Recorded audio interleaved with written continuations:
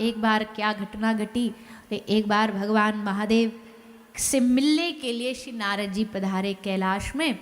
कैलाश में आए, देखा माता पार्वती जी अकेली विराजमान है। नारद जी ने इनसे पूछा, देवी आज आपके वो नहीं दिखाई दे रहे, कहाँ हैं? देवी बोली, पता नहीं कहाँ हैं, जल्दी में जाते हुए तो देखा था हमने, पर हमने टोका नहीं नारद जी, क्योंकि हमने सुना है जब घर से स्वामी जा रहे हो तो कोई बात में टोकना नहीं चाहिए। मैयाओं की आदत होती है ना, कोई महंगे बढ़िया से बढ़िया इम्पोर्टेंट काम के लिए जा रहे होंगे स्वामी जी, तो रोक करके बोली, अजी सुनते हो, आते हुए 2 किलो आलू ले आना। अब बढ़िया टाई कोट पैंट पहन करके जा रहा है, पर इनको आलू और धनिया ही मंगवाना है।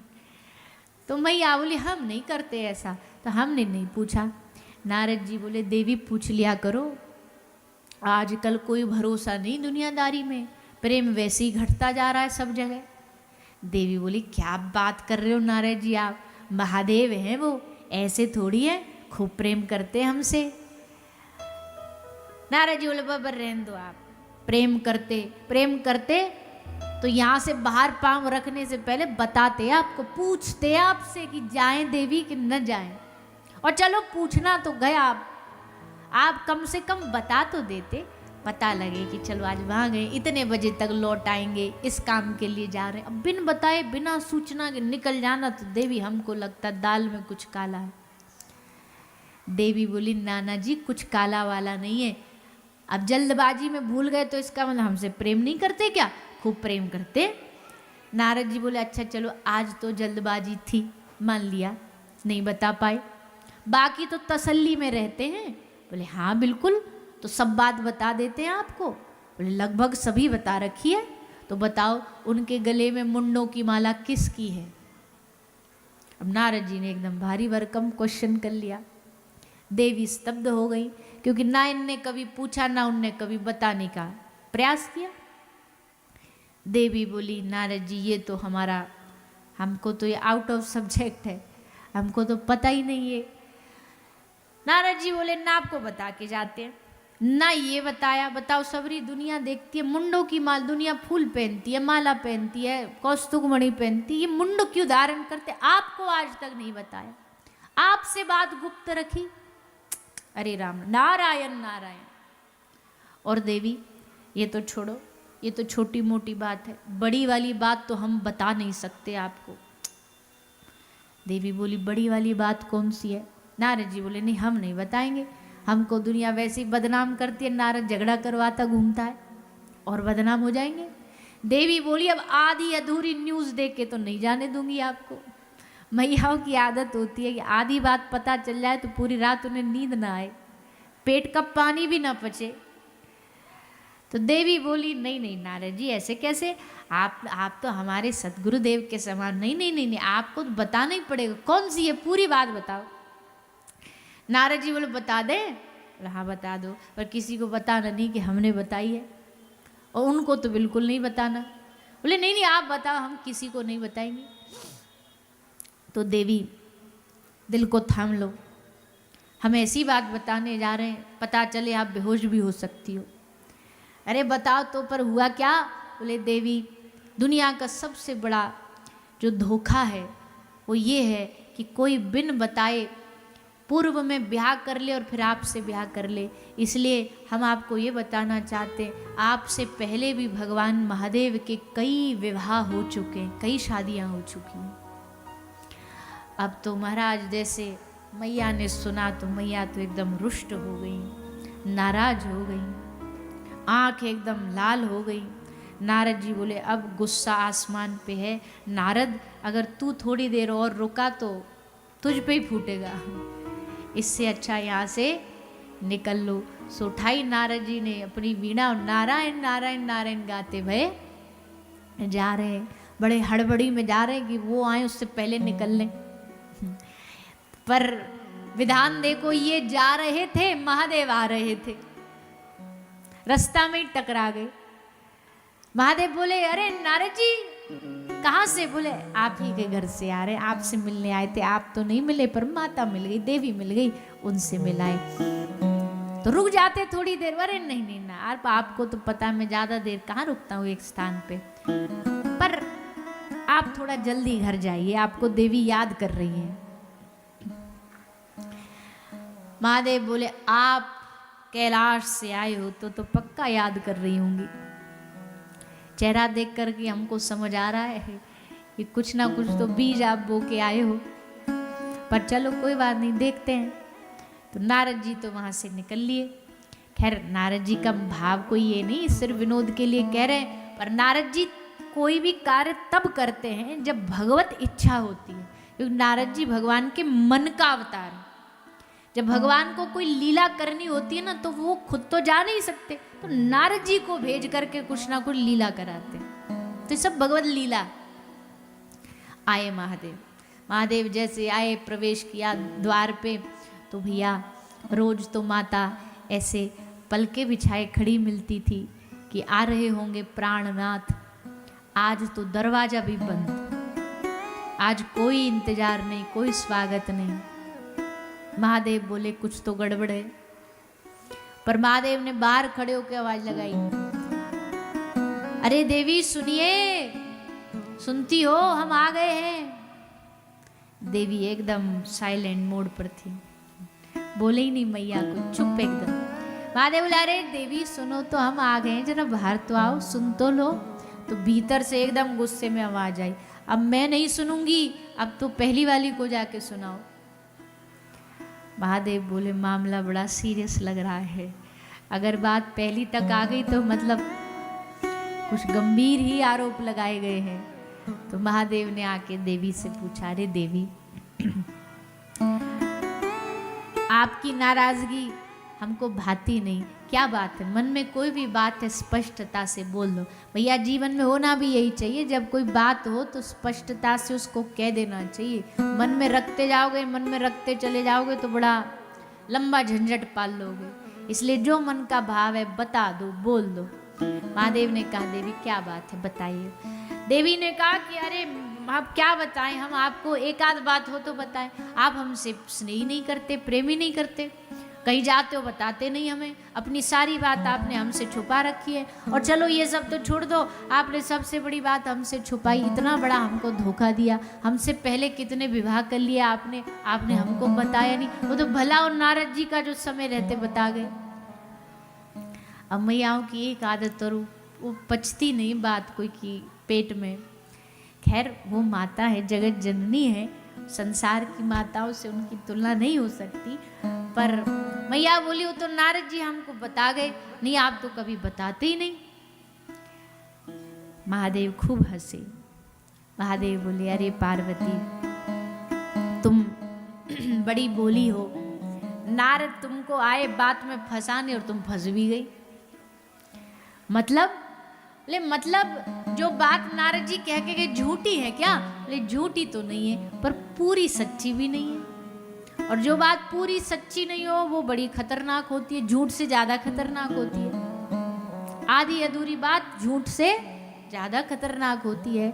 इसलिए पूरी बात क्या है वो बता दीजिए। पूरी बात ये है कि देवी हमारे विवाह हुए, किंतु हमने संसार में केवल तुमसे ही विवाह किया है। वो कैसे? बोले हर अवतार में तुमने अलग अलग रूप धारण करके हमसे विवाह किया। कभी दुर्गा, कभी पार्वती, कभी सती, कभी कात्यायनी, हर रूप में तुम्हारे साथ हमने विवाह किया है, किसी और के साथ नहीं। देवी बोली अच्छा फिर ठीक है, फिर आनंद है। पर ये बताओ हर अवतार में हमारी मृत्यु होती है, ये कैसे? महादेव बोले क्योंकि हमने अमर कथा सुन रखी है। पार्वती जी बोले हमें भी सुनाओ। अब कथा सुननी है तो महादेव ने कहा देखो कितनी सुंदर बात है, महादेव को कथा सुनानी है, मैया को सुननी है। लेकिन कैलाश लोक में ये सुविधा नहीं है कि जब मन चाहे टेंट लगा लो और कथा कर लो, ये सुविधा नहीं है। वैकुंठ में नहीं है, स्वर्ग में नहीं है। स्वर्गे सत्ये च कैलाशे वैकुंठे नास्तं रसः, कहीं भी नहीं है। केवल पृथ्वी पर यह सुविधा है कि जिसका जहां मन करे करेरा वालों का मन किया कि हमारे यहाँ क्षेत्र में कथा होनी चाहिए, तो लो पूरी की पूरी कथा उठ करके आपके शहर में आ गई, आपके गांव में आ गई। लग गया टेंट, आ गया माइक, आ गई लाइट, आ गई व्यवस्था, आ गया कैमरा, हो गई शुरू कथा। अच्छा, अब इतने लोग को कथा सुननी हो और हम उनसे कहें कि भैया तुमको कथा सुननी, हमारी जगह पे आओ सुनने, हम तो वहीं सुनाएंगे, ऐसा नहीं। भागवत जी कहती है तुम अपनी जगह पर जहां हो वहां रहो, मैं चल कर के तुम्हारे पास आऊंगी, मैं बहती हुई तुम्हारे पास आऊंगी, तुमको बस संकल्प मात्र करना है कि हमें कथा करानी है। फिर देखो आगे भगवान की कृपा करते करते भागवत स्वयं चल के तुम्हारे पास आती है। ये कथा और जगह नहीं है, और जगह ये कथा स्वर्ग में जाके ऐसे पंडाल में कथा नहीं होती, स्वर्ग में हमारे जैसे छोटे मोटे वक्ता भी नहीं होते होंगे, पर पृथ्वी लोक में हरि कथा है और पग पग पर कथा है। कितनी बड़ी कृपा है आज कलयुग में। इस कौन कहता है कि ये कलयुग चल रहा है, ठीक है युग के हिसाब से कलयुग चल रहा है, पर अगर पूरी कथाओं का क्रम देखा जाए तो हमें लगता है ये कलयुग नहीं, आज के समय में ये कथा युग चल रहा है, कथा युग चल रहा है। गांव गांव में, शहर शहर में, बच्चा क्या, बूढ़ा क्या, जवान क्या, सब कथा सुन रहे हैं, कथा सुनाने वाले। अच्छा, पहले तो इसमें डिवीजन था, डिवीजन मतलब सुनाने वाले भी बूढ़े होते थे, सुनने वाले भी थोड़ी, बोले भैया अब रिटायर होगा, अब क्या करें, बोले चलो कथा ही सुन लेते।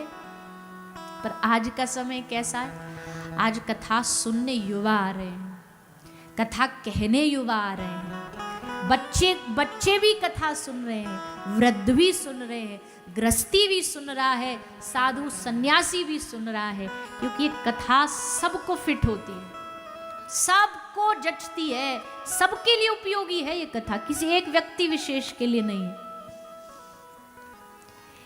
इसलिए खूब खूब भगवान का धन्यवाद दीजिए कि कलयुग में ऐसे समय में जन्म हुआ जब मन चाहे कथा सुन लो, जब मन चाहे कथा सुन लो। ये खूब कृपा है ठाकुर जी की, खूब कृपा है। इसलिए पार्वती जी का आपको पृथ्वी पे चलना पड़ेगा, और जिस पृथ्वी पे आके कथा सुनाई उस स्थान का नाम पड़ा अमरनाथ। कथा आरंभ हुई, और जैसे कथा आरंभ हुई मैया पार्वती को भोलेनाथ जी ने कहा कि हम आंख बंद करके कथा सुनाएंगे, तुम बीच बीच में हुंकार भरते रहना, जैसे दादी नानी कहानी नहीं सुनाती बच्चा कहता तो महादेव बोले हम तो ध्यान मग्न होकर सुनाएंगे, बस तुम्हारी इस हुंकार से ही समझ पाएंगे कि आप सुन रही हो। तो मैया बोले ठीक है। महादेव ने कथा आरंभ करी। उधर श्री किशोरी जी ने आज्ञा दी शुक को, सुखदेव जी को, कि जाओ धरती पर जाकर के कथा सुनो। शुक आके कथा सुनने लगे, आके कथा श्रवण करी।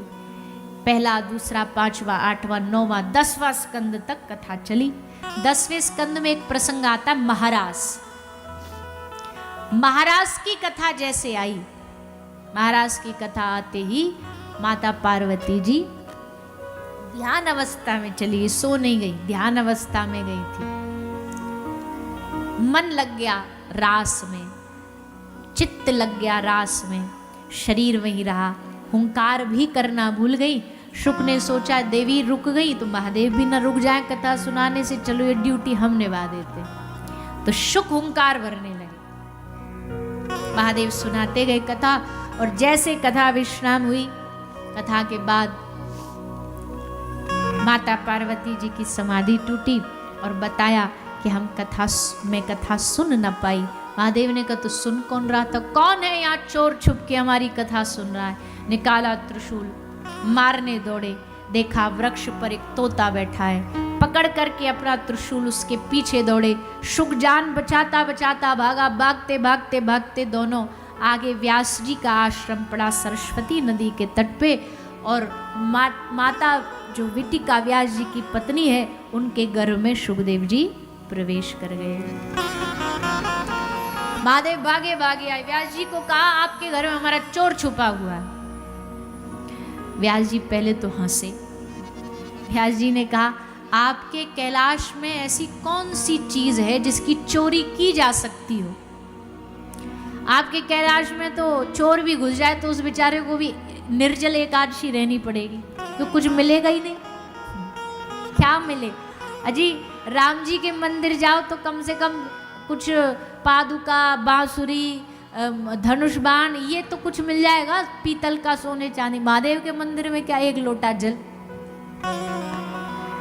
तो आपके कैलाश में तो कुछ है ही नहीं, क्या चुराया?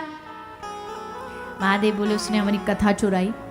हम कथा सुना रहे थे पार्वती देवी को और ये बैठा बैठा चुपचाप चोरी से कथा सुन रहा था। तो व्यास जी ने कहा, आप सचमुच भोले भंडारी हो। हे भोलेनाथ, सोचिए अगर वो शुक इस कथा का अधिकारी न होता तो क्या कथा सुन पाता? अधिकारी है तभी सुन पाया है। महादेव ने कहा, बात में तो दम है, जरा हम भी देखे कौन अधिकारी है ये। आंख बंद करी तो देखा, अरे ये तो हमारी भी आराध्य जो श्री किशोरी जी है, उनका पालतू सुख है, उनका आश्रित सुख है। इसको तो खूब कृपा करे, ये आगे जाकर के भागवत धर्म का प्रचार करे। ऐसा आशीर्वाद देके महादेव वहां से चले गए।